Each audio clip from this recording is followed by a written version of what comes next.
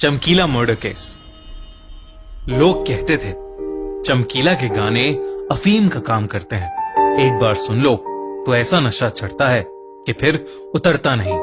8 मार्च 1988 उस दिन भी लोगों की भीड़ पंजाब के महसामपुर में सिर्फ इसलिए इकट्ठी थी कि वो भी अमरेंद्र सिंह चमकीला के गानों के नशे में झूमना चाहते थे। चमकीला भी उस दिन सुबह सुबह अपना एक शो खत्म करके अपनी सिंगिंग पार्टनर और प्रेमिका अमरजोत कौर के साथ महसामपुर पहुंच गया था। वो अपने दिन के दूसरे शो के लिए एकदम तैयार था, लेकिन उसे नहीं पता था कि उसका इंतजार बंदूक लिए 2 गुंडे कर रहे हैं, जो उसे हमेशा हमेशा के लिए खत्म करना चाहते थे। पर एक सिंगर को कोई क्यों मारना चाहेगा? ऐसा क्या किया था चमकीला ने? मोर इंपॉर्टेंटली, कौन था अमर सिंह चमकीला? और वो पंजाब का सबसे पॉपुलर सिंगर कैसे बना? पंजाब के एक छोटे से गांव के एक दलित परिवार में पैदा हुआ धनी राम। वो अपने बचपन से एक इलेक्ट्रिशियन बनना चाहता था, पर जब वो ये सपना नहीं पूरा कर पाया तो वो एक कपड़े की मिल में काम करने लगा। वहीं काम करते करते उसने शौकिया तौर पर गाने गाना शुरू कर दिया।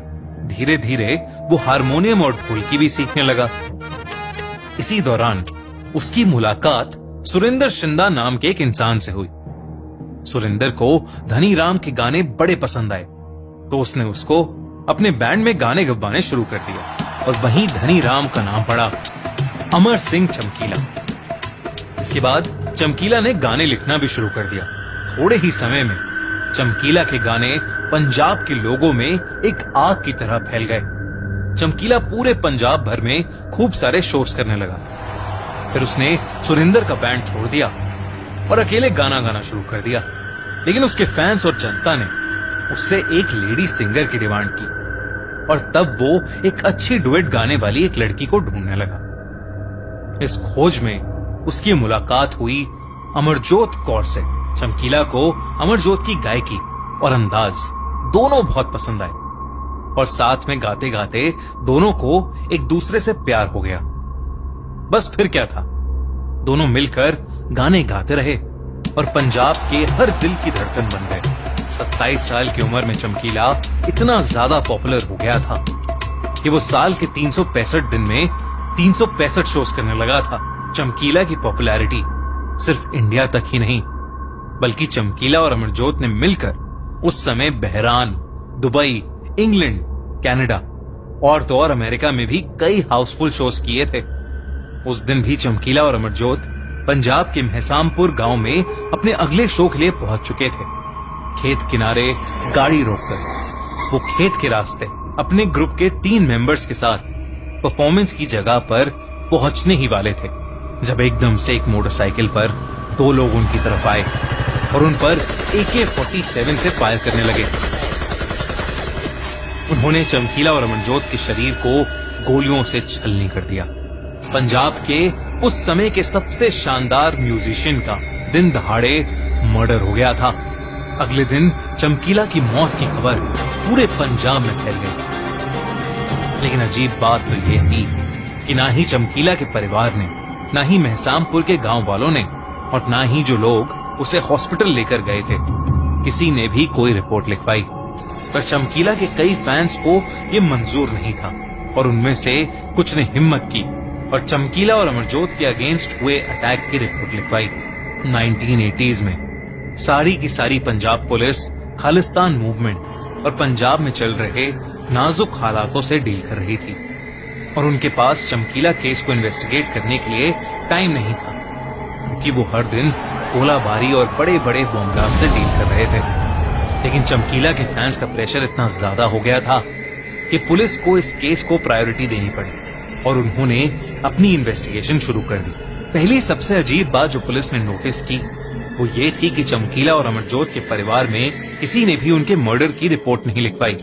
तो पुलिस ने सबसे पहले परिवार की ही जांच पड़ताल शुरू कर दी। इस इन्वेस्टिगेशन के बाद पुलिस के सामने कुछ ऐसे फैक्ट्स आए जिसने चमकीला और अमरजोत के परिवार वालों को शक के घेरे में डाल दिया। चमकीला पहले से शादीशुदा था, लेकिन अमरजोत के साथ गाते गाते उन दोनों को एक दूसरे से प्यार हो गया और अलग जाति के होने के बावजूद दोनों ने शादी कर ली। पर उन दोनों के परिवार वालों को ये रिश्ता मंजूर नहीं था। वो हमेशा से चमकीला और अमरजोत के रिश्ते के खिलाफ थे। इसकी वजह से पुलिस को लगा कि उनका मर्डर शायद एक ऑनर किलिंग का केस था, जहां परिवार वालों ने ही उन दोनों का मर्डर करवा दिया। उन्होंने दोनों के परिवार को इन्वेस्टिगेट किया, लेकिन उन्हें इस थ्योरी को प्रूफ करने के लिए कोई भी ठोस सबूत नहीं मिला। पुलिस के पास इस केस से रिलेटेड एक दूसरी थ्योरी भी थी, और ये थ्योरी चमकीला के फैंस की तरफ से भी आई थी। दरअसल उस टाइम चमकीला की पॉपुलैरिटी की वजह से बाकी सिंगर्स की डिमांड खत्म होती जा रही थी। चमकीला की इस पॉपुलैरिटी को खत्म करने के लिए इन्हीं सिंगर्स में से कुछ ने एक ग्रुप बनाकर चमकीला को मरवा दिया था। पुलिस ने इस थ्योरी को भी इन्वेस्टिगेट किया, लेकिन उन्हें इस बात का भी कोई पक्का सबूत नहीं मिला।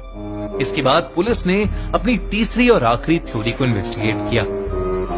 इस थ्योरी के हिसाब से चमकीला और अमरजोत की मौत के पीछे कुछ खालिस्तान मूवमेंट्स में बिलीव करने वाले गुंडों का हाथ था।